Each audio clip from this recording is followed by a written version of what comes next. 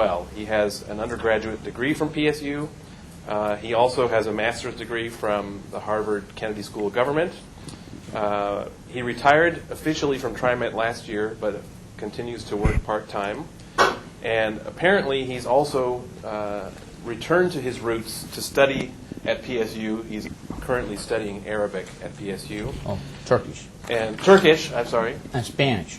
And so if he slips into Turkish or Spanish in the presentation, you'll know why.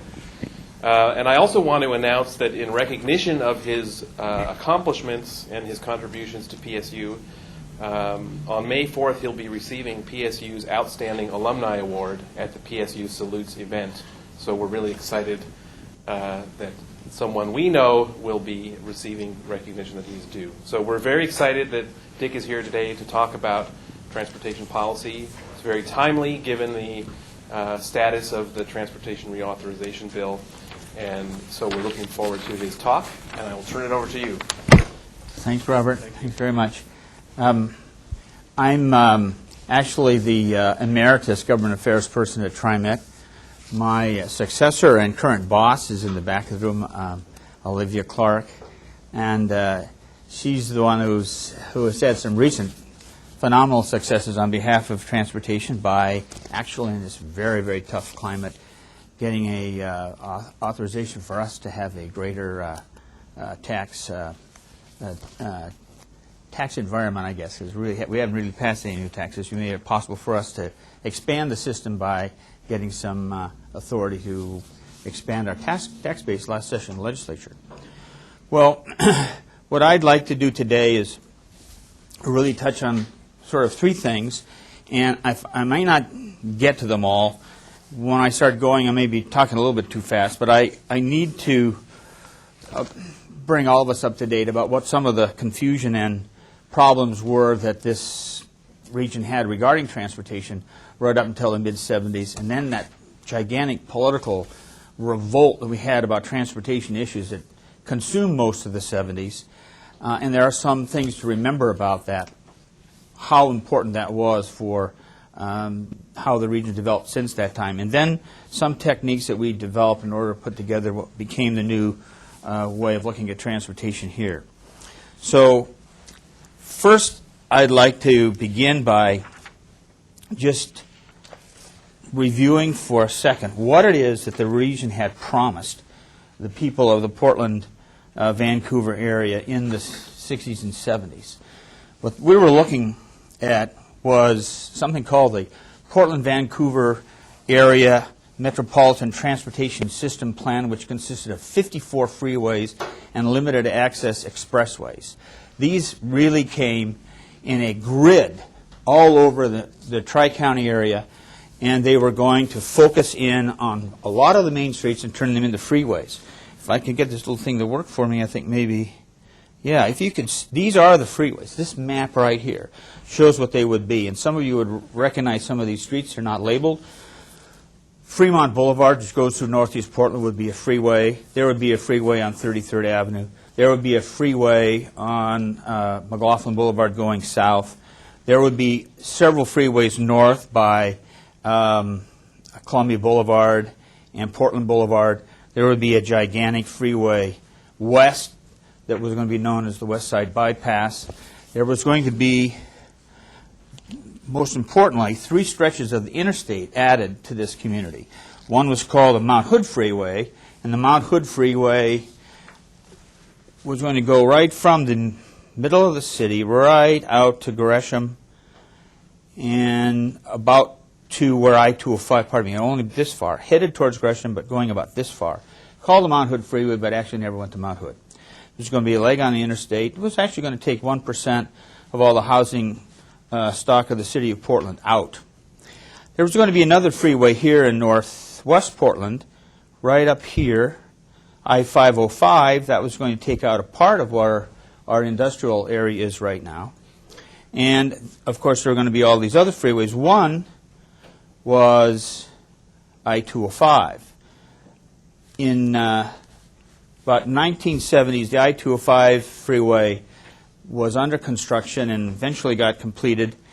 just to the Clackamas and Multnomah County line when the community began to realize that something is really funny with this kind of environment and began to revolt against it. The completely Los Angeles environment in which the community is really turning its back on the CBD had some really bad characteristics. One, we were already beginning to experience some flight from the inner city, just like other communities had throughout the country. Flight from the downtown, actually, where vacant storefronts began to appear, and there was pressure to have these storefronts actually become commercial enterprises in the suburbs, in the rural areas even, in areas that hadn't been subdivided, to put new residences in the rural areas. There were air quality violations. We were violating air quality first about once every 3 days, and then finally about 9 days out of 10. Congestion was coming into downtown Portland. We were having lots of single occupancy vehicles. We had no controls on emissions that we do now, so there was a tremendous rise in air pollution index. There was also something else happening with other pieces of the environment, not necessarily part of transportation. There was this continual pressure on the rural areas and on the suburban areas to subdivide and have development and housing. There were environmental concerns about the river that were so strong that the Willamette River was viewed as a poisonous arterial. You couldn't even get into it if you were trying to swim. It was sort of like an acid bath. So there was a feeling at the time that something had to be done, and we didn't quite know how to do it. Let things skate on for a while until, upon the scene, a few notable characters began to appear. And I think that some of the boldness that some of our political people had in the mid-'70s was pushed on by the incidences of what was happening in other cities, which were even graver than what seemed to be happening in Portland. St. Louis, Missouri, started to lose population, so much so that it lost more people than the city of Portland in fact had. The city of Detroit lost so many people and no longer qualified as a major city under Michigan law.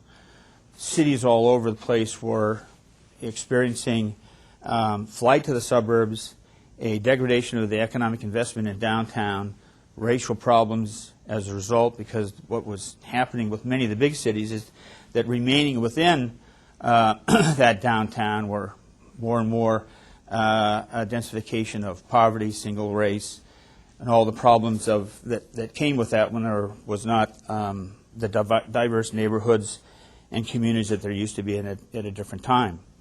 How did all this happen? Well, frankly, you might be able to blame the state of Oregon a bit for that, because a lot of it is due to the presence of the automobile.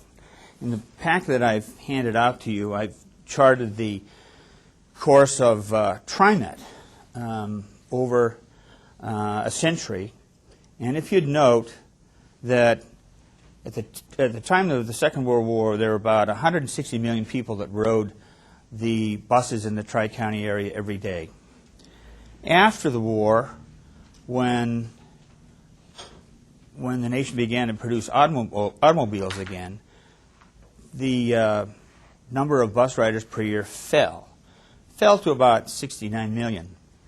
As the time between 1946 and 1969, which is the date in which TriMet was established, as that time began to unfold, there was a development of more and more reliance on the automobile as the main means of transportation. And communities just simply began to orient themselves towards an automobile and to dispense with any alternatives. So much so that a decision to make a community totally reliant on an automobile was in fact uncontested for so long until all of these things began to crash together at one time.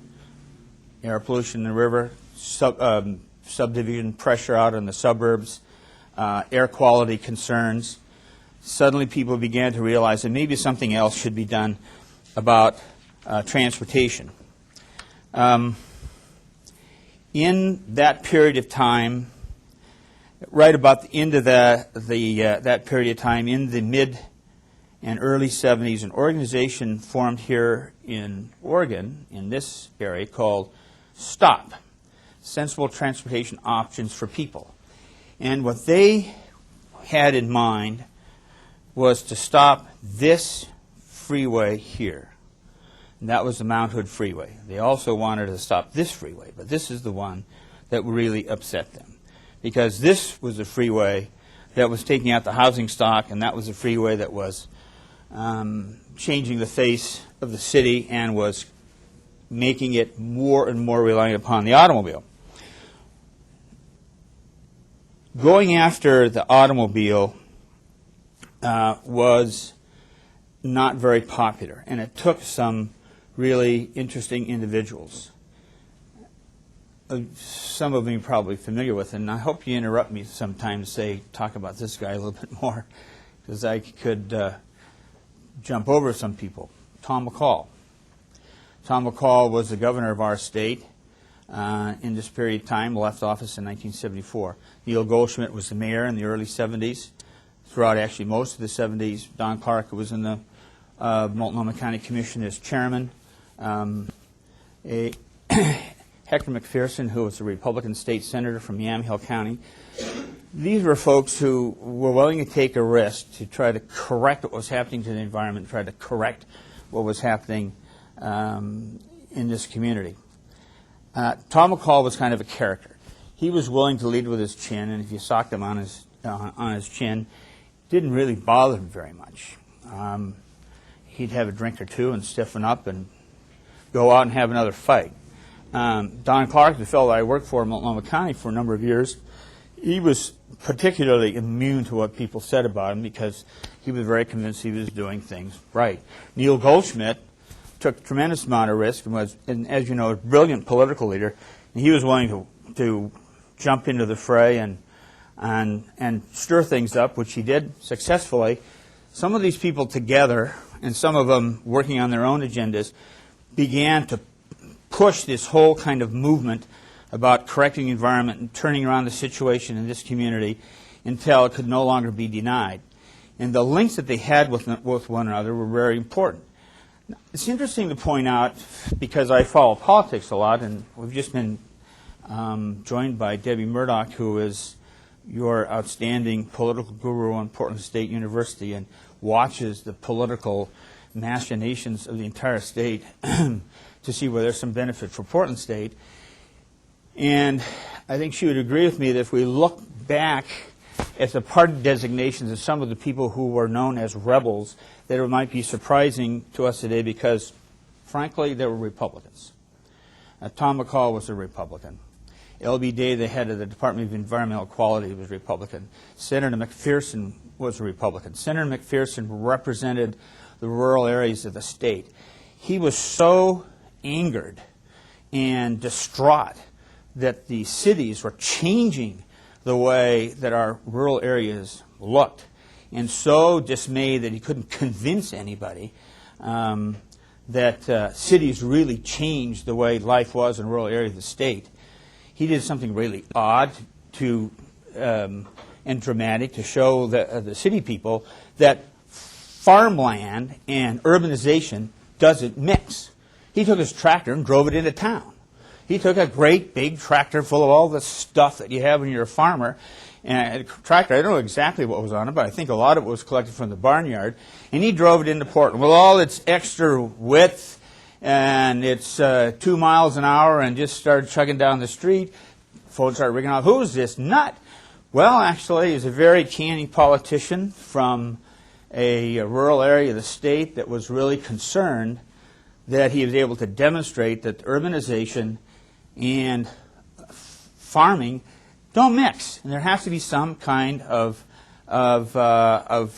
limit here to where the city was going to grow. So the big thing that happened in 1973 was the passage of the Land Conservation and Development Act, which demanded, amongst a number of other things, that the county zone all of its land from line to line, that all the urban areas within a county declare an urban growth area and put a boundary around it, and outside of that boundary there will be no more subdividing, there will be no more urban interest, that it will be zoned according to county rule to things that are non-urban, farm zones, scenic areas, natural spaces.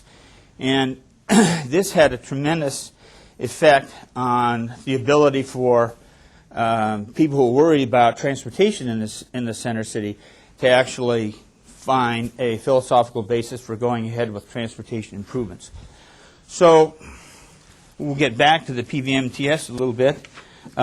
Just for, if you haven't already seen it, you're probably aware of what the Oregon statewide planning goals were that were set in 1973, and they're pretty much the same today. Every community in the state had to respond to the Land Conservation and Development Act when it was passed, and every community had to put together its own comprehensive plan that addressed all of these statewide planning goals, particularly to the extent that they were very important for that area. So if you were a beach town, you had to address a lot of things that had to do with beaches and dunes and ocean resources and marine resources. And if you're an urban area, you had to address some of the things that were in the urban goal. And this became then law when all of the comprehensive plans were completed and filed with the state. And I think most of it was in the late 70s and early 80s. It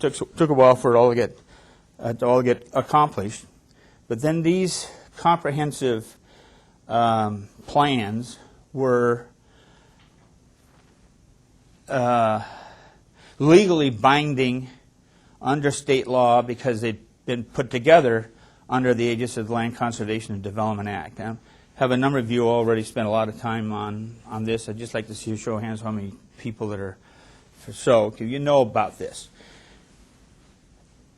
Transportation then was in the goals supposed to look for some alternatives in urban areas, and the urban goal was to see if we could have a denser, more compact urban areas so that we could serve it with some alternatives to the automobile. And that then did start a gigantic fight. It was, I'm not going to say it was relatively easy to pass the Land Conservation and Development Act in 1973, but it did get passed in 1973. It wasn't particularly hard to pass the downtown plan. Happened in about 1974 also. The downtown plan was a decision on the part of City Hall and largely the business community that there would be a densification in downtown, particularly along 5th and 6th Avenue, where there could be high-rises permitted, and there would be an effort to try to redevelop and make more vital downtown by some design requirements and some other requirements, namely any new facility built into downtown that was going to be commercial in character had to have 50% of its first floor space dedicated to retail. The idea that this was going to be a commercial center. If it was going to be a commercial center, let's make commerce available, retail space available. Well, that got adopted. Notably, Multnomah County was very important in trying to get the community to agree to the downtown plan. It meant that Multnomah County, as a general government itself, had to realize urbanization goals of its own, which meant counties aren't urban. Cities should be urban. And the county helped the city to realize itself what the best kind of urbanization ought to be, and they actually had a lot to do in helping put together the downtown plan. Well, that passed. The downtown people also decided that they would have to limit the auto and its impact on downtown. And do all of you know about the parking lid in downtown that's been here? See how many people also know about that. So, and are you, folks that just raise your hand, are you planners or engineers? Or, yeah. Okay, so there was the parking lid was established by City Hall and was a finite lid, and I forget the exact number, but past that, no cars were permitted to park in downtown, so there became some limit. Then with the help of the state and L.B. Day, who, by the way, was also a Republican, although he was a former leader of the Teamsters Union, L.B. Day, as head of the Department of Environmental Quality, put together an auto emission testing plan so that autos that did come into the Tri-County area had to be tested, and they had to conform to certain emission rules. Well, actually, with some storm, that got established. So we approached the end of the middle of the 70s with a lot of things having happened. Downtown plan, countywide zoning, urban growth boundaries being established all over, urban growth boundary being started around the Tri-County area, emission controls, parking lids. But how to get the auto and downtown unstuck was still a problem. They came to TriMet, Mr. L.B. Day, Mr. Goldschmidt, Mr. McCall, and said in 1974, we would like you to put more service out on the street so there can be an alternative to the automobile. And TriMet had been founded in 1969. There was only 60 million people riding public transit at the time. And at that time, the transit operation was the moneymaker, privately owned in this community. The old buses before TriMet, the old bus systems never went bankrupt. They were maybe headed that way. It was like a utility. It was a guaranteed return on investment. At one time, it was 30%. There was a lot of money made in the old privately owned bus system. When those gentlemen approached the TriMet board, who at that time were a very young board and a young public entity, the TriMet board saw their request as a somewhat bad business decision because it meant investing in a lot of publicly owned equipment that they thought would run around empty for a number of years. So they told Mr. Goldschmidt, Mr. McCall, Mr. L.B. Day they wouldn't do that. So every now and then there's conspiracies involved in doing something really righteous. Mr. Goldschmidt and Mr. L.B. Day got together and said to the governor, this can't work, so the governor agreed and fired the entire TriMet board. All of them were sacked at one time. And they were told, the new board was appointed and were told, pay attention to what your mission is, and that's to provide an alternative. So the new board came on in 1974, and in that year made an investment in additional buses and put 40% more hours of service on the street in 1 year. This began to turn the tide towards transit being a real alternative, but the big piece was still out there, and that was, if we will go back to the PVMTS piece, this was the infamous freeway. This freeway was kind of the stalking horse for the people who wanted to keep the old PVMTS system, who wanted to resist the move for alternatives, who wanted to, I guess, my view, keep things a bit the way they are, and they must have had a level fare with Los Angeles because that's the kind of thing that they wanted Portland to look like. So as we approached the late 70s, the freeways were still there, but a battle ensued politically. The community basically didn't like this, and there was big support for sensible transportation options for people who then took a lawsuit to court to stop the construction of Mount Hood Freeway. The court agreed with them. Although the right-of-way had been purchased, the construction was stopped. A political fight ensued that we're still suffering a little bit of the backwash from that to this day, because in that period of time, if you were a political person, you had to declare where you were on the freeway question. If you were really known for your interest in human services, if you were really running for the legislature because you wanted to have welfare reform or to have more increased state assistance for children or the elderly, the first question was, where were we on the freeway? No matter what your political cause was, you had to answer this question. Where are you on the freeway? If you're being appointed to a board or commission, where are you on the freeway? And I've even heard that people were being considered for the Arts Commission and so on, that my former boss at Multnomah County said, where's he on the freeway? Where's that woman on the freeway? And if you weren't in the right place, you didn't get the nod, right? And the right place for Multnomah County was no freeway. The right place for the city of Portland was no freeway. So when Mayor Goldschmidt ran for re-election, he was opposed by a member of the council, Frank Ivany. Frank Ivany running against two things, Neil Goldschmidt and TriMet.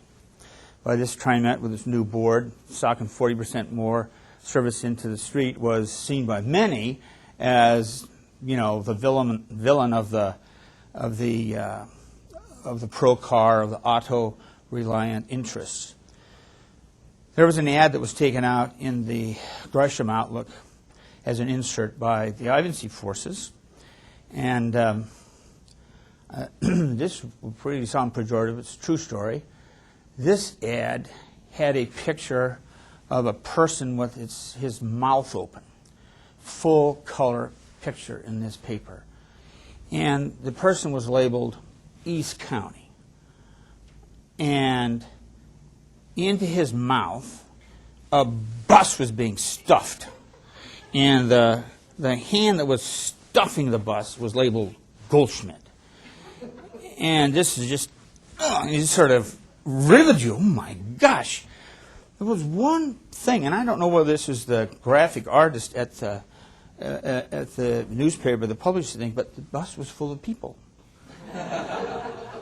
So there was a bit of a mixed message that came out. So in that election, which was really a knockdown, drag-out one, as you know, Goldschmidt won, and the freeway issue then was decided, if not kind of rocky.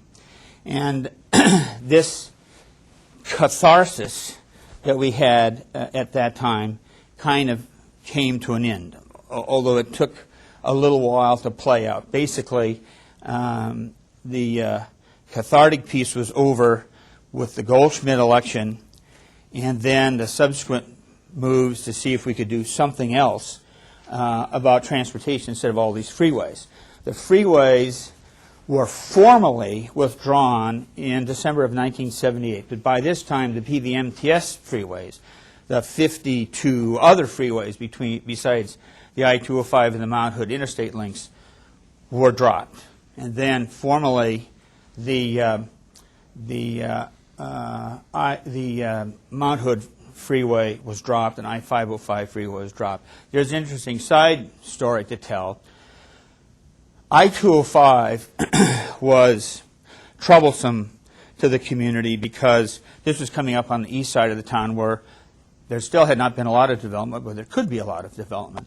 And the plan was that there would be some 22 or 24 interchanges, and they would take their traffic that was coming from Vancouver and from Salem, and it would have access to every single city street that was part of that interchange. The result was, of course, it was going to play mayhem with the city's main street plan. So the county succeeded in stopping that freeway for a while, and it did it in kind of an ingenious way. This is the very same period of time that the Tom Bigby Dam was being built in Tennessee and Alabama, and they were having a lot of trouble trying to site that facility because they'd found that the snail darter was a rare species, and that this construction could wipe out this species of animal. In the brackish ponds behind Rocky Butte, where I-205 was going to go, the folks at the county found water dogs, mutant water dogs. These water dogs are going to be completely wiped out by the freeway. So prominent in the county's response to the EIS for the FHWA was, you're wiping out water dogs. You're wiping out an entire species of living creature. And this did have some people sit up and take notice, as well as all the other problems. Of course, we later found out that those of you who've taken biology, you probably know more about it than I do, but apparently that's what water dogs do. They don't do anything else. They just mutate. And there is no such thing as a regular water dog. But we didn't say that at the time of the EIS. Now, that may be a piece of conspiracy, but it was done honestly. Just very quickly, when the freeways were withdrawn, there was something called the Interim Transportation Plan that, what do we do now? We don't have a plan. The Interim Transportation Plan was to try to develop a bus network along the major freeways and put in huge park and rides. And for a few years, this actually lasted, with the idea that we would have these gigantic park and rides, not unlike the one at Barber Boulevard, be built by the Oregon Department of Transportation, and that those park and rides would be serviced by the bus. TriMet went to an election in 1976 to get some money to build a park and ride and lost it by 76%. It was going to be a vehicle registration fee. It was the very first time that we ever had an election. It wasn't even going to buy money for buses. And we didn't try again for almost 20 years to have an election. And the interim transportation plan was overcome later by a regional transportation plan that did have reliance on something else. And at this time, the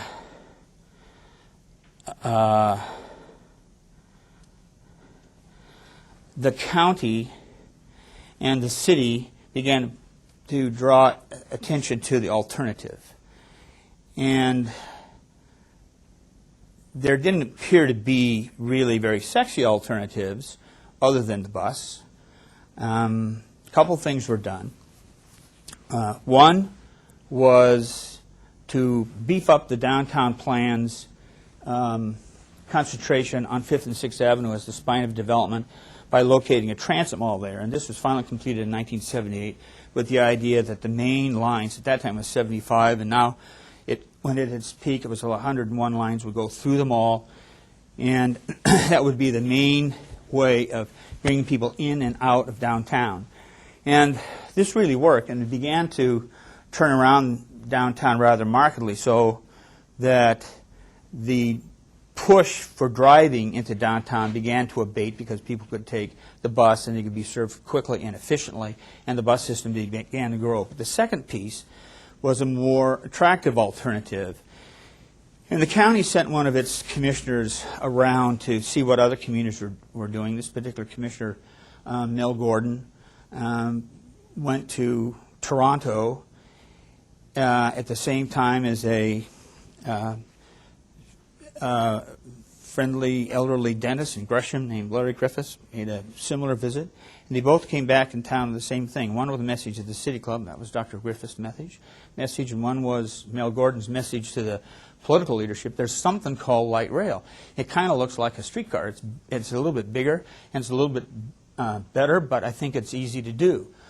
So he came back in town and started talking about the streetcar, or started talking about light rail and its streetcar-like possibilities, and that started to get a tremendous amount of attention. The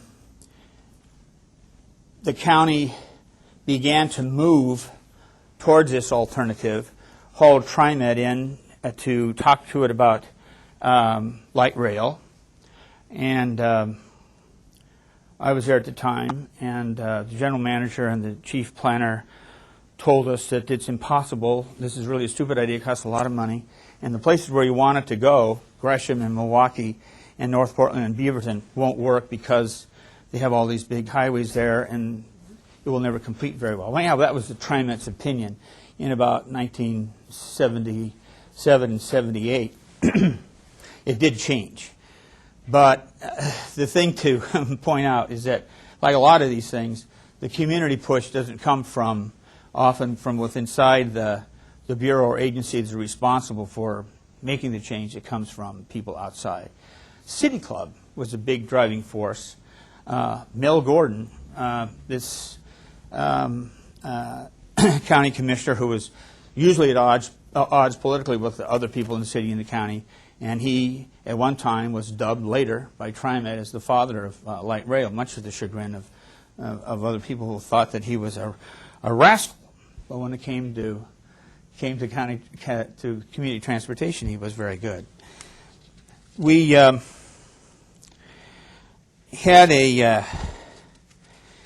an interesting time in trying to get rail started, and this sort of is the rest of the story. And maybe this is the piece that's not quite so well known. When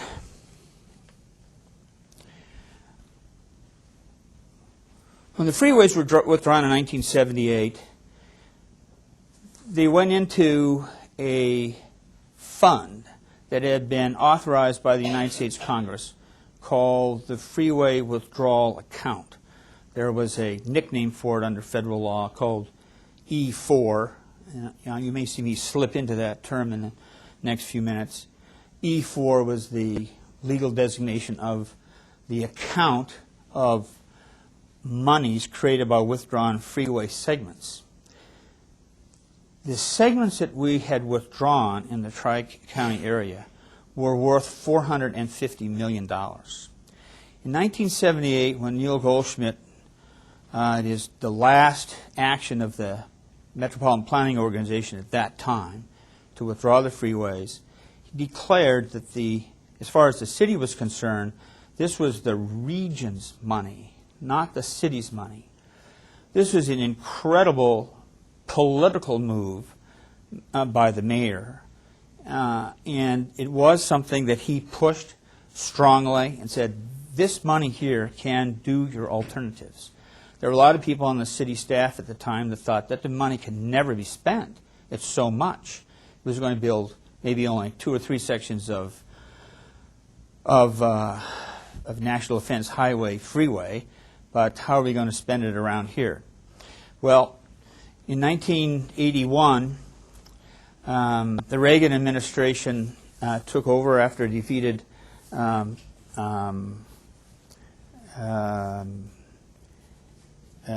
Democratic administration. What was that kid's name? Yeah. When Carter lost, what was also lost was Neil Goldschmidt, who at that time was the Secretary of Transportation, which was also lost to the Portland area and a number of other places, though very few at that time, was a promise by the federal government they would in fact help build rail systems. When the Reagan administration came in, they said the first thing we're going to do about transportation is cancel all this rail stuff because it doesn't make any sense. We're back to the PVMTS in Los Angeles. We'll build highways with money that's in the Highway Trust Fund. We will not do this, and there will be no general fund money going into transit. Because of the nature of this withdrawal account called the E4, I may have to slow down here a little bit. Raise your hand if I'm getting confusing because I might somersault my comments here. This account called the E4 account was money that could be spent for any transportation mode. This was complete novelty under federal law. It was not restricted to highways. It could be used for transit, could be used for bikeways, could be any surface mode. And so we had $450 million. So Senator Hatfield, in his very first act as the new chairman of the Senate Appropriations Committee in 1981, asked the Secretary of Transportation to come before him and the mayor of the city. And by this time, the mayor of the city was Frank Ivany. Remember? Cram it down his throat. And some of us, Frank, pardon me, but we called him a freeway nut, right? A term that at the time he was happy to live up to. the freeway part, maybe not the nut part. Anyhow, that was what we all regard him as, a freeway fanatic, and he was one of the guys, you know, who was resisting the stuffing down the throat, saying we have to have these freeways, that's what people want to do. There was some trepidation on our part to have him come in front of Senator Hatfield's committee at the same time that the secretary was there. And when asked by Senator Hatfield, you know, what's going to happen with all these promises that the Carter administration made about transit, and the secretary said, they're off. Those things are gone. We're not going to do that. This is a tight time. If any of you remember what was going on in the financial situation of the country in the early years of the Reagan administration, we're not going to spend that money on public transit. And then Hatfield said, what about these E4 things, this pot of money that some cities have, including my own? And he said, the secretary said, well, you can either have the roads or you could have your transit system with that money. But we're not going to give any new appropriations. But you could have that reserved money. So then Hatfield called on the mayor. And the mayor was asked, what do you think about what the secretary just said? Should we go ahead and take the money and build the roads? Or what about this promise that the old administration made that they would in fact forward money for the rail system? And Ivany, perhaps without thinking, said, well, I think it's easy. A bird in the hand is worth two in the bush, so we'll go for the rail stuff because we can get that money. And, of course, as you might imagine, remember all the people, all hell broke loose out here. People were calling me. People were calling every elected official. The mayor suddenly lost his mind. You have to do something about what are you going to do? And, well, we didn't know what to do. We were pretty dismayed that we were expecting something completely different, and we're geared up. All of a sudden, Frank Ivany was the guardian angel of TriMet and light rail and all that kind of stuff, and it was a very uncomfortable situation to be in because he had opposed so much before and had represented a different way of looking at how transportation ought to be developed. But he was just saying, you know, if all that money's sitting there in the pot and it can be used for this rail thing, let's just go for it. So Hatfield called up and got a hold of actually some staff people, if you can believe this. He said, and I had these own, I don't have too many talks with Senator Hatfield, but as the years went on, they did become more numerous. But this was one of them, and also his aide. He said, something has to be done. If you have to speak with one voice. If you don't speak with one voice, you're not going to get any money. And I want to get you money. I want to get you a lot of money. But I'm not going to have something that's causing people to call my office 1 million times a day because your mayor said something that you're uncomfortable with. So get your act together. So let's see where we are so far. What we've done is we've gone to a period of time where we had this big environmental revolt. We had this kind of catharsis and this crucible of coming up with new things. We're going to change the transportation system, and we had availability of some money and kind of not unanimity about how to go about getting it.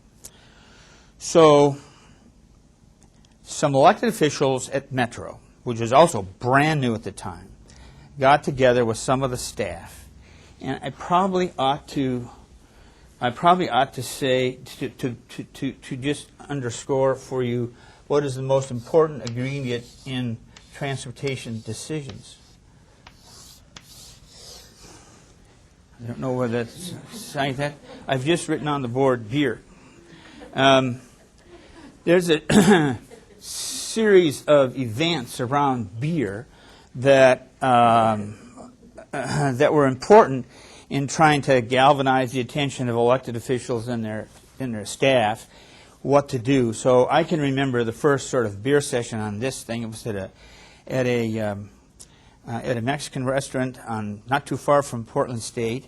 It went on for hours and hours. What are we going to do? And it really came down to this. We have to figure out a way to speak with one voice in Washington, D.C. and one voice here and make sure that Senator Hatfield has competent and reliable request that all of us can back up. And so the elected officials said, we need kind of a bureaucratic SWAT team. We need a bunch of you guys, looking at me and several folks at Metro and the city and ODOT and a couple of counties. You need to get together and you need to make sure that all of your bosses are going to hang together on one single request. And because we're going to try to get a rail system built, we're going to pick TriMet to be the lead agency. That's sort of how I got into all this trouble. It's lasted for 25 years. You're going to be kind of the lead agency, and these people are going to tell you how to do it. They will be your advisors. And we'll go after that thing, and we'll tell Senator Hatfield what it is that we want. I guess here is where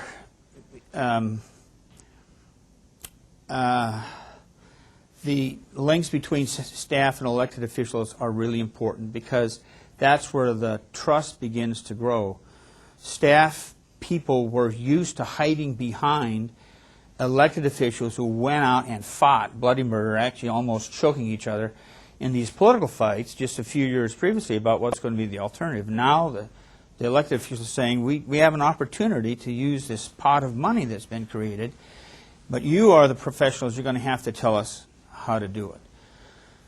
So we formed a group that meets at TriMet to this day, and Deb was there this morning. We had a meeting. We used to call it the funding group, and we tried very, very hard to keep our presence quiet, although not unknown, but not a sort of an ad hoc permanent group working for the elected officials to help them figure out a strategy to get transportation money. It's not particularly official. We don't keep any records. It's been meeting for 25 years straight. About every week at about 7:30 in the morning over at TriMet. And initially, it was TriMet receiving the advice and the support of everybody to go out and get the rail line built. And the way we grew tighter together is that everybody bought into it. We actually paid to become a part of this group. And we hired a representative in Washington, D.C., who happened to be a former United States congressman from this area who had been the chairman of the Appropriations Subcommittee on Transportation. So he knew something. That was a lucky happenstance, and also was a good friend of Mark Hatfield's.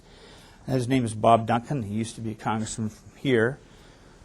The Portland region hired the former congressman to be their representative in Washington. The political part of that is sort of obvious. He had access, and he was knowledgeable, and he had respect. The other part was really important, is that we had to have somebody who would be strong enough to discipline this burgeoning consensus and to make sure the consensus stayed focused. So we had the help of a lot of people. Governor Atiyeh at the time told Senator Hatfield that don't answer any request for transportation funds from the Tri-County area until I tell you to do so and who to listen to. But we had already arranged with him that it would be Bob Duncan. He would be the one to make the request, but we wouldn't tell him, we wouldn't tell the governor to so inform Hatfield that we had our act together until we really did have our act together. And it meant we went around the region to try to bring together a group of people who were going to tightly work under the aegis of Metro, actually, and under what became the Joint Policy Advisory Committee on Transportation, which those of you who are planners are familiar with this term, right? And they are the COG. But also under the new Metro structure, which is an elected group of counselors who give a different kind of political strength to the decisions that come out of the COG. And as you know, we're the only MPO, Metropolitan Planning Organization, in the country that's which, as you know, is required under federal law to do the allocation of federal funds. We're the only MPO in the country that's sort of a two-tiered MPO. We have elected officials at the top and a COG at the bottom. And with that kind of strength at the top, the staff was able to take Bob Duncan on as its staff, as its employee, and give him this single command, which is basically maximize the amount of money for the region, make sure we get this rail program started. And that is what we did.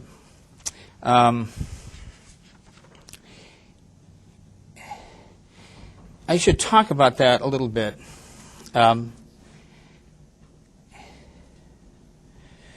When we put together this group of people, we didn't know for sure how effective we would be. We were a little puzzled as to what we could actually ask for. So we had to give ourselves some success, and we had to be a bit bold. And we were still, in the early 80s, even up to the mid-80s, we're still shaking a bit from what went on in the 70s. But we did do that. We found out that when we came together as one group, we were unusual in the nation. Other communities in the nation did not have a single group or speak with a single voice, but that actually made us pretty persuasive on the federal level. And there were a few things that we wanted to take advantage of.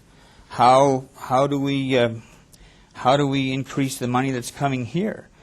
Well, we went after some things that normally you might not go after just by being bold. We didn't have enough money to build the freeway, so we asked Congress to give us transit money to build the freeway under kind of the inspirational idea that all funds are the same and that we're just going to pay any attention to any of the categorical distinctions between types of money. Now, those of you who are planners, well, the planners again, about half of you are planners, then you've probably run into some of the problems inherent in FHWA money, federal transportation money, state money, money that comes from the gas tax, money that comes from the federal fund, and have categories. Well, what we decided early on, and it's still kind of our ethic today, all money is fungible. All of that stuff is, that's just rules. That's just politics. And Senator Hatfield would sort of remind us that that's, those are rules. Those are politics. So change them.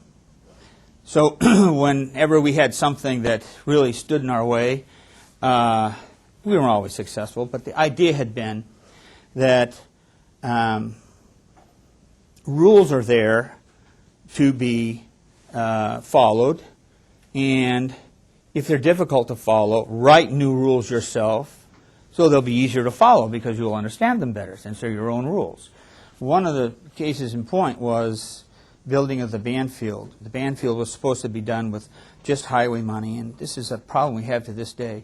When you're really building a really big highway project that costs hundreds of millions of dollars, your yearly share of the Highway Trust Fund is going to be in the 10s or 15 millions, not in the 70s or 80s. So what we did, went to federal law and said, we'll rewrite the rules, and we will call the Interstate Freeway a transit project. So the Interstate Freeway to this day, I-84, is the Banfield Transitway. It is a transit project. Well, you get transit money differently. Those of you planners who know that the reason that transit becomes so political is that you don't get your share of the trust fund meted out to you on a formula basis. What you do is you go in, make an argument, hopefully a rational and persuasive one, about why a particular project is needed, and you get a grant for that project from the federal government. In order to get that grant, the Congress of the United States has to authorize it. In other words, it's a political decision, and you have to go into the political arena in order to do that. And we did that to build the Banfield. The Banfield took not a lot, but some of the general fund money from the federal government that is usually seen as transit money. We're able to build it as a transitway. We also, a few other things that we did, we saw that this withdrawal money, this E4 pot that you've heard me talk about, was extremely rich. It had a construction cost index attached to it. The construction cost index in the late 70s was 18%. Meant that every year this gigantic pot of money increased by 18%. Well, when the Reagan administration started and the bottom fell out of the economy for a few years, Congress saw that this was not such a hot idea, and they had to put an end to it. So they were going to put an end to that construction cost escalation for the fund. We managed to persuade Congress to arrest that piece at its highest point, which meant it was about a 19% increase in the entire fund. One time only, $750 million nationwide. We got $53 million out of it ourselves. Now, those are sort of early successes. When we brought these things back to the elected officials, this is what the elected officials wanted us to do: maximize the resources, keep together, and they learned as we did, rewrite the rules if necessary, and then obey them as religiously as you can once they've been rewritten, and see how we do. And actually, we've done very well, and that. I don't know, some of you who might wonder how we're doing now. I'd like to know what you think, but we've had a pretty good run of it so far, and I think it's going to continue under the able leadership of the two young ladies in the back of the room who will be pushing some of this. I have a couple other things here I wanted to say. Just very briefly, what the regional rail system looks like now that we've had a chance to work through some other alternatives and what might happen in the future. This is the regional light rail system, and you can see where some of the major highways are there. Some of them follow the highways. This is a far cry from the PVMTS system that we had to begin with.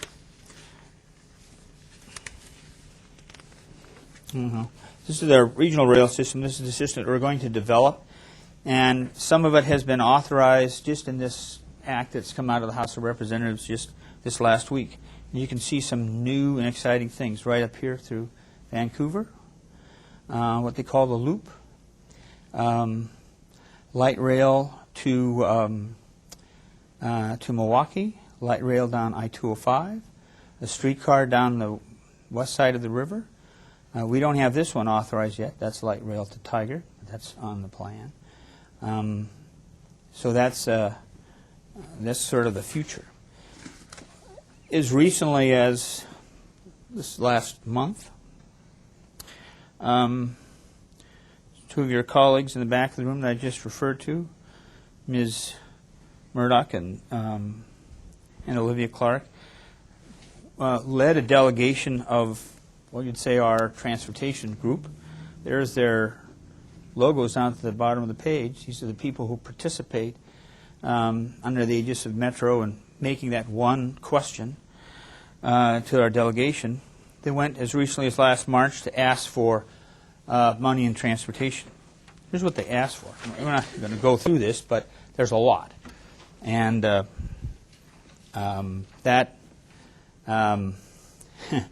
we asked for regional highway money, $126 million. We asked to authorize, actually much more than the $44 million, but authorize maybe as much as over $1 billion in regional transit priorities, which include the loop. We have asked for appropriations as well, and for small projects as well as big projects. Here's some of the small ones.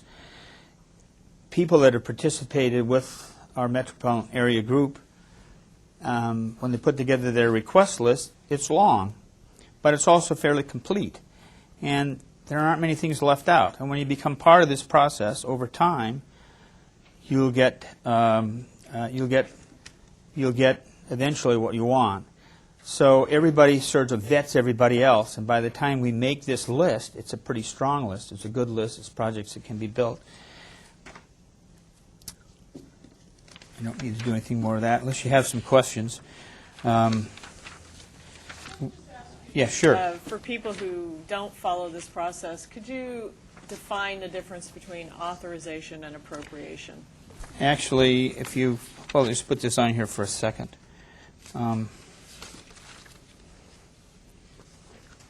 Let's just look at this first page for an example, where it says regional highway projects and regional transit projects. You can see that up there, and you have it in your little handout.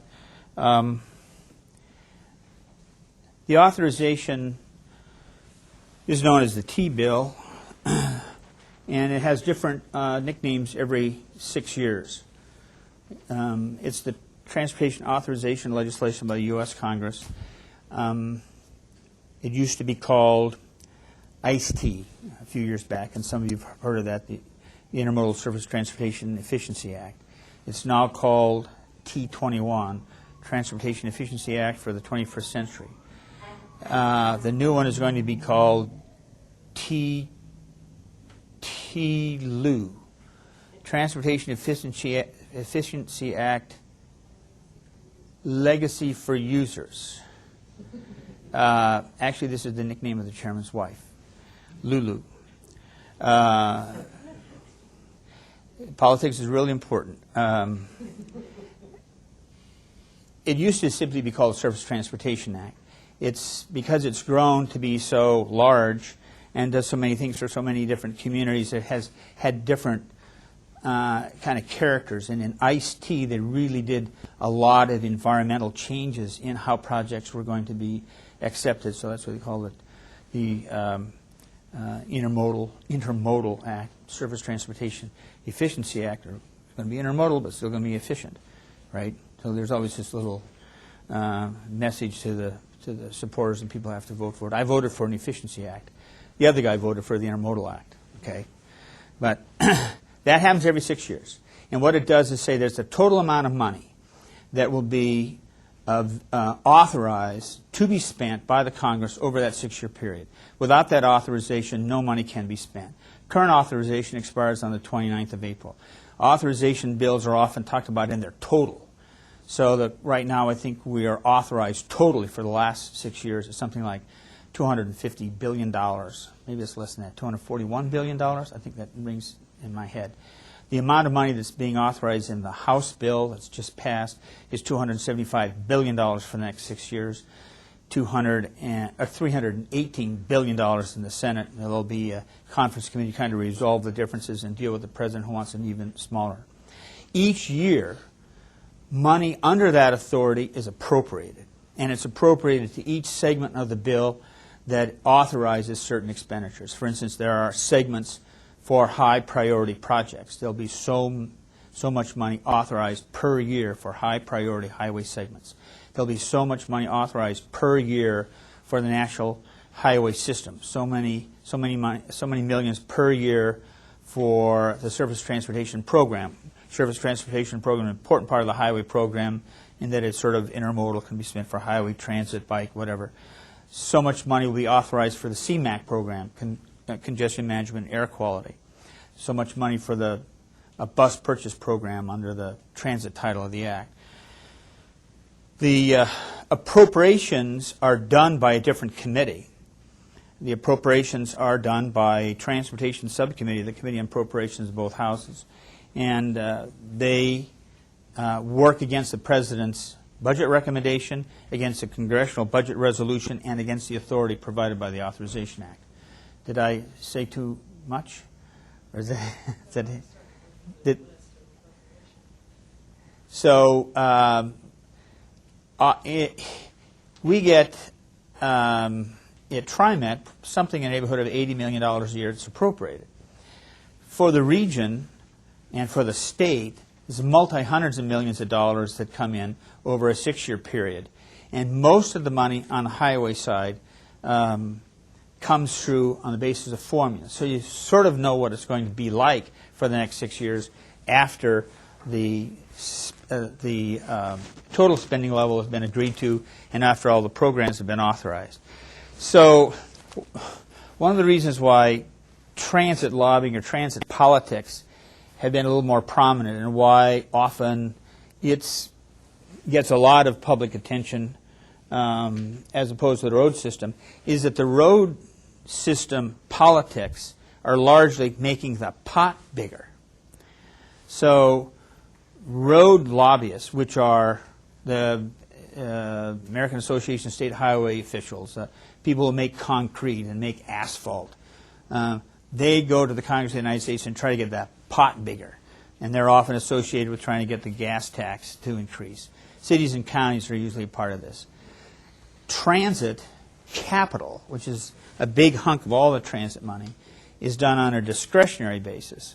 That means that contracts are given by the federal government on a project-by-project basis, and these things are named in law by their locality as well as their project name. And the politics is different than between transit and highways. It's kind of always has been. If you want to have transit, you have to go after it politically if you want to have a big transit project. If you want to have a big highway project, you have to make sure that the pot is big enough, both at the state level. And state works very much like the feds, except for the bonding pieces that have come through lately. If any of you are familiar with ODOT's new bonding piece, it's a way of trying to make some of the decisions about highway funding a little bit discretionary. Anybody else want me to follow in on that a little bit? Yeah. Maybe you said this to me, I just missed it. What exactly is the difference between authorization and appropriation? What is the appropriation piece? The appropriation piece is done yearly.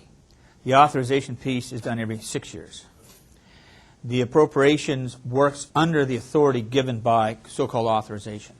Authorization is policy. Authorization responds to values and politics and kind of dreams and notions and whatever that get written into law. Appropriations gives the money for that. So if you want to get a program changed, if you think this really doesn't make any sense, you don't really go to the Appropriations Committee to do that, although there are ways to do that. If you want to get into a detailed explanation about how you can sort of do anything you're determined to do, there are ways. But the normal way is to go after the authorization bill and have a program. We think there's too much air pollution. We need to control it. We need to have a congestion management and air quality program. You go to the authorizers, and there are authorizing committees. In the House, it's the Transportation and Infrastructure Committee. In the Senate, it's the Senate Committee on Public Works and the Senate Committee on Banking. Those are authorizing committees. Or appropriations done. Could you, I'm sorry, remember to use the microphone. Are appropriations done based on the project prioritization given by the local jurisdiction that's submitted? In our community, it has successfully worked that way. So that you saw that list that I showed you at the end. We put these projects up here on the list. We go and we talk to the individual members of Congress. We say we have regional highway projects. We have arrived at a set of priorities. And these are our big priorities. We have regional transit priorities. See, right at the top of the regional transit priorities, Interstate Max, and the South Corridor I-205, which comes next, and Milwaukee Light Rail, which will follow that, and then Max going into Clark County will follow that. That's actually right in the order of the expected chronology as well as importance. We do that because we can do that. We're unified with one voice, and we have informed. Well, this is an important piece that I need to say because it goes back to your question.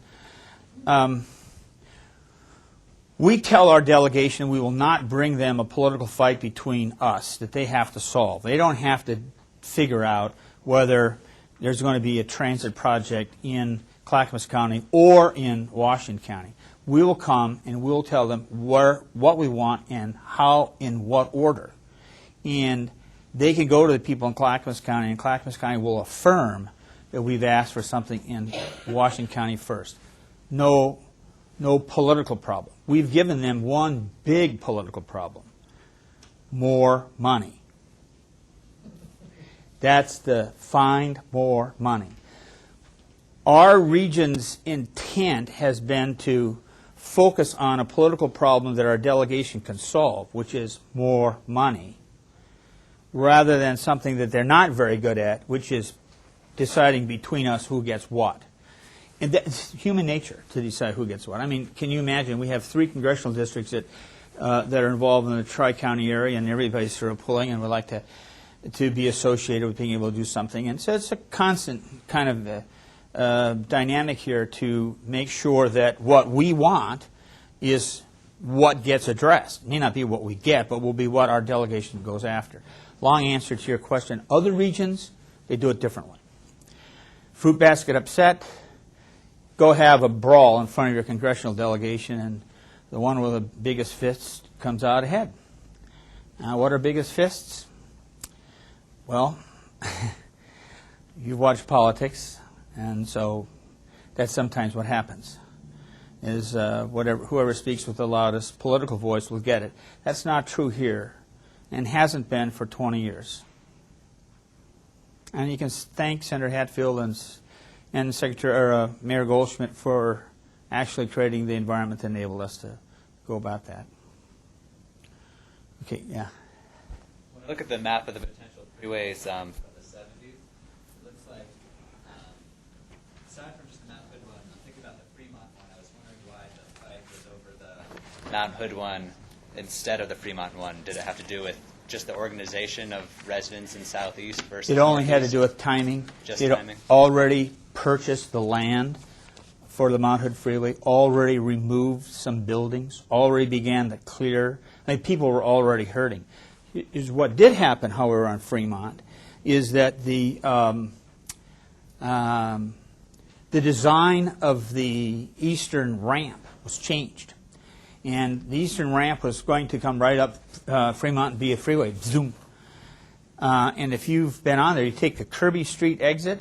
You seen that? You don't take the Fremont Highway.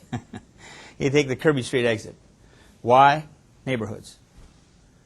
Pure and simple, the neighborhoods were able to get that rewritten, and they were in time to get into the new ethic about how these things would be treated, and the freeway is working fine without having to come ripping up Fremont Street.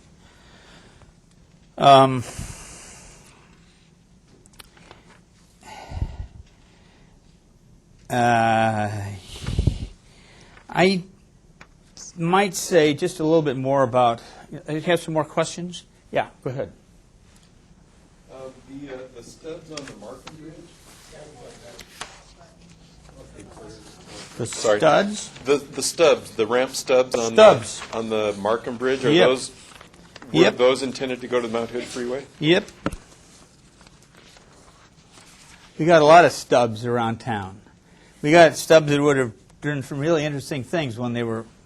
Yep, that's true. There was an effort to sort of resuscitate access to some of those stubs a while back, and it doesn't seem to work out. I think a better thing is going to be rebuild the viaducts in McLaughlin Boulevard. They're down in southeast Portland, and that will have better entrance into the community. But the stubs, there's always going to be stub. There's stubs up there by the Fremont Bridge too. But you probably heard this in the old days. The city hired Robert Moses.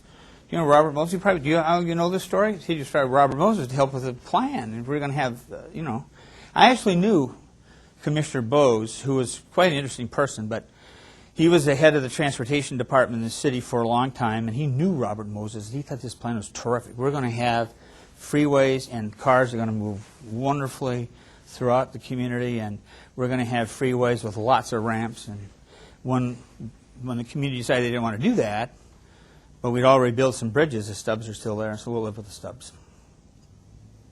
Yep. So I'm looking at the interim transportation plan and also the Portland Regional Light Rail System map here.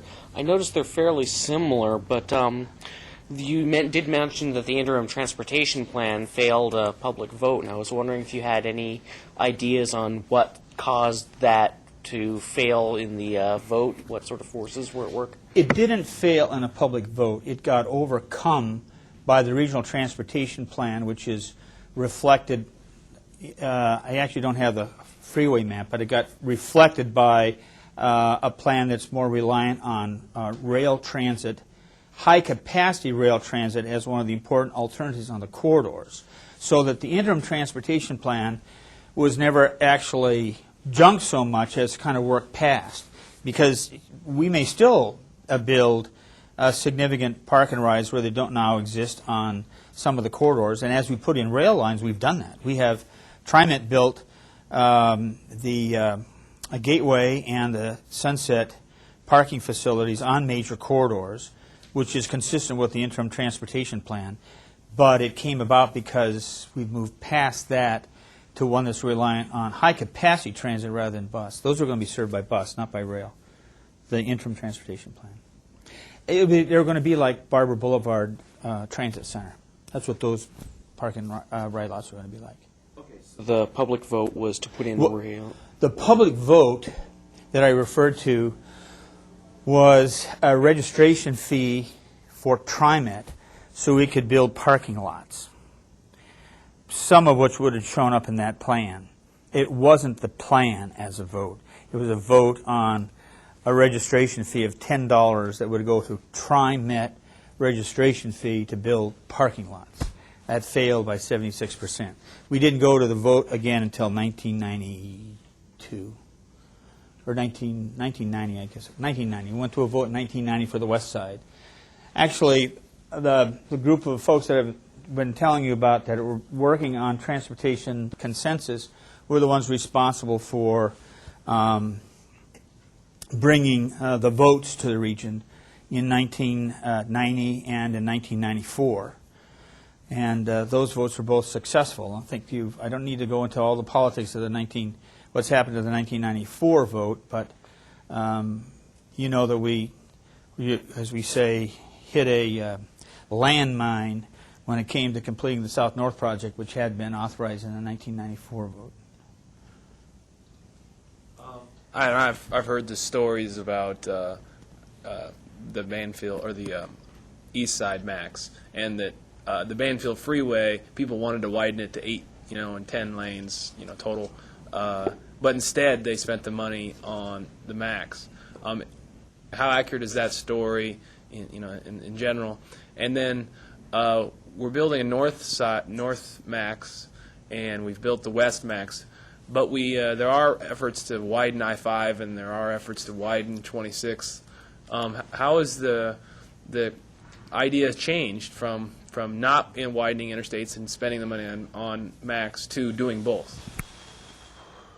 Well, a total freeway solution wouldn't have worked in the Banfield or, for that matter, on I-205.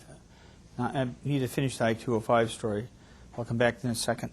But we are planning to widen US 26, and is being widened, and that is part of the overall plan. It was part of actually the joint plan that we submitted to the federal government on the environmental impact statement, where we would build a rail line and we would widen the freeway. But we wouldn't try to have a freeway solution.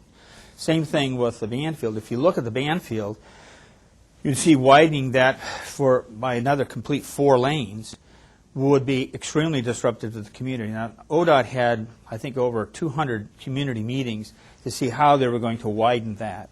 And they did it in conjunction with us putting the rail line in there to try to find out how can this corridor work. The corridor has to be expanded, and we had to move south.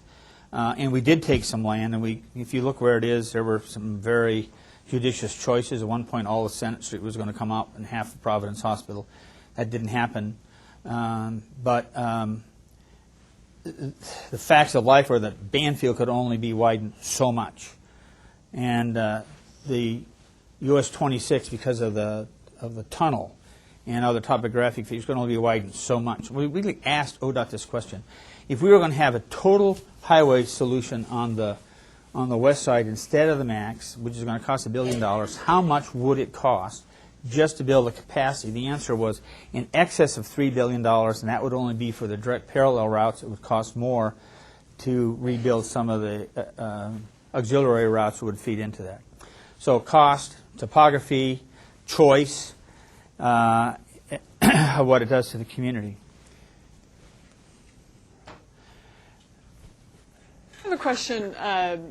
It strikes me when I hear you tell the story and knowing the larger Oregon story and similar stories in other regions, that a key thing early on back in the 70s and 80s is leadership, people like Tom McCall and Neil Goldschmidt. And it seems to me that leaders like that are often key to these very bold shifts in direction and bold moves. And if that is the case, I guess my question is, and I often pose How can this we do anything else? I pose this in class sometimes, and I don't know if you can really answer this specifically, are there people today in the political structure that are up to that challenge of making similar bold changes? And if not, is the political landscape far more difficult now that someone who might want to be another Neil Goldschmidt, it's far more difficult to do it? Do you teach political science? Or do you teach philosophy? Actually, it's an interesting question, and I've puzzled over this a lot. I caused a lot of trouble at a seminar with some transportation people at Harvard University one day by postulating, because it just struck me when I was listening to the same kind of question, that political success is incompatible with sound mental health, right? That in order to get ahead, you have to be just a little bit nuts, because it has that kind of non-rational, irrational piece of one's personality that enables you to stick your neck out and take it on the chin when someone says, you got bad breath and I don't like you, bango, and you take that risk. Now, what happens today, and I think that's what you are you're referring to, is that we can be very rational about our political involvement, even as political people and elected officials. We look at the polls. We take the temperature every day. It's almost scientific. We know what people are thinking, and it really is very frightening. Why would you want to come in front of all these people and say something different that they don't like, right? Well, I don't really know the answer to that question. Are there those people around now that are willing to take the risk some of these giants in the past did? I think they're there, but I think they're going to be motivated differently. I think some of those people in the past, like Tom McCall, he probably didn't bother to read some of the polls. It didn't bother him, so much. He'd read them and he'd not read them. He'd throw them away. And I think, Neil Goldschmidt and Don Clark were the same way, because they were so motivated internally by what they were going to do and what they needed to do. Are those people there now? I don't know. What do you think? I really don't know. It's a terrific, good question, and I don't have the answer. I got some things to play around with that I could share with you, but I don't know the answer. One of the things I recall, kind of the cliche at the time in 1973 is that it was the post-Watergate, incoming class of 1973 new politicians, and it was also, the middle of Vietnam War and right after the 60s. More different atmosphere. They're more believable and brought credibility. Anybody else? Just sort of following up, looking at it a different way, is it because there's no great new idea out there, it's just waiting to happen, therefore the leadership's not necessarily... I will say that I'm optimistic. You have to be optimistic in my business, or you'll never get around to ask, right? So if you're going to be a lobbyist, you get used to asking, and you never get tired of somebody telling you you're nuts, and that's not going to happen. You just keep on asking and asking. So there's optimism, and I think there's a lot of people that share that optimism, that people will step forward and say, this is what we need to do. But I don't know. Think this. Why do we do these things? A lot of the answers that I've given you so far is that we did it this way because, we could. We figured out how to. There was a problem. Something had to be done. But kind of why? Is there some other great existential reason out there that has to do with, who we are, what this community is? And I think that people will arise to the notion of communities, to better life, to the promise of vital, livable urban areas.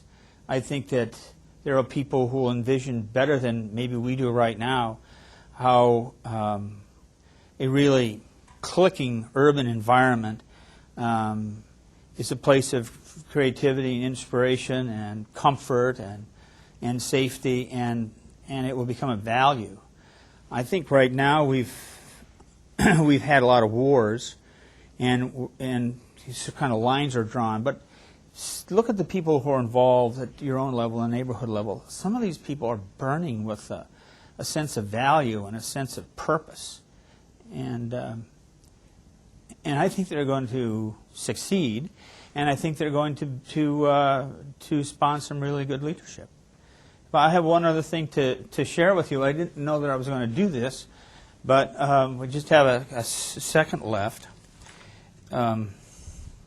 It kind of goes to my answer to your question, but it's not really what you expected to see, I don't think. We had a really interesting event a couple years ago when our boss, Fred Hansen, called a retreat. And he said, I don't know whether you can read that. Maybe I'll just focus in on the top part here. Fred said, you've been at TriMet all your life, and you're on your deathbed. And the New York Times has come to interview you for your obituary. And the very fact that they're coming to interview you is because of your time at TriMet in the transportation field. What is it that you're going to say about what you did when you helped run the transit system that's going to be of note that the guy in the New York Times would write it down and actually write an obituary about what your contribution was? Well, I hadn't actually been through this kind of a head-busting, soul-searching thing from somebody like Fred Hansen, who has a somewhat different reputation than being a philosopher, but he's a terrific manager, and he kind of knows when to push people to their mental, if not, limits here, and so he did this. So we all got in this room. We spent 2 days on a number of goals, one of which was, what do we want to be remembered for? And these philosophical statements came out from our different staff people. And every time I read them, I am moved and choked up and immeasurably impressed by my colleagues. So, here you have it. We're going to make transit service ubiquitous so that people are going to live a better life. We're going to make our service as well known as it's well displayed. We're going to make it free, somebody said. I didn't put his name alongside of that because you'll immediately go to him trying to get him to do that. But each one of these paragraphs has somebody's name in it. We're going to enlist volunteers that will help expand the system so that there's an easy balance between fixed guideways and autos, and people will take advantage of new kinds of technology, moving sidewalks and segways and so on, and it will all kind of be sponsored by the transportation system that has one thing in mind, bringing the community closer together. Here's some religious views, almost. The last two paragraphs.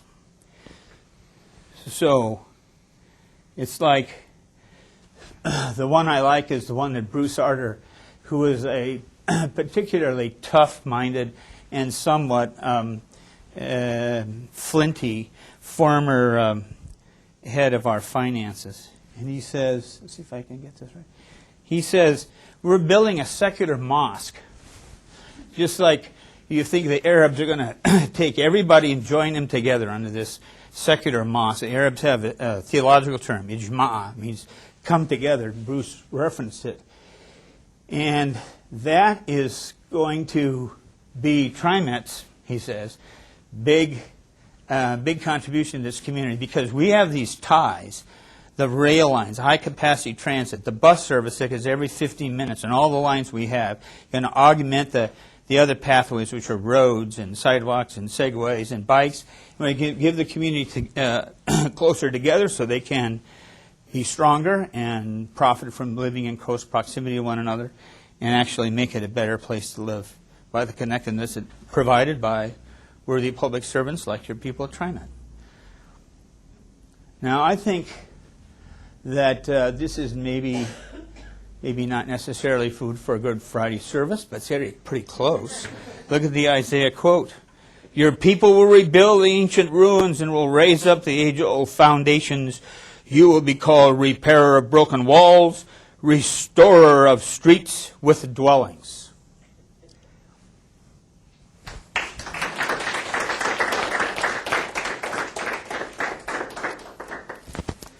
Thank you all very much for coming, and we'll see you next week. Lynn Wygand from the City of Portland. Thank you.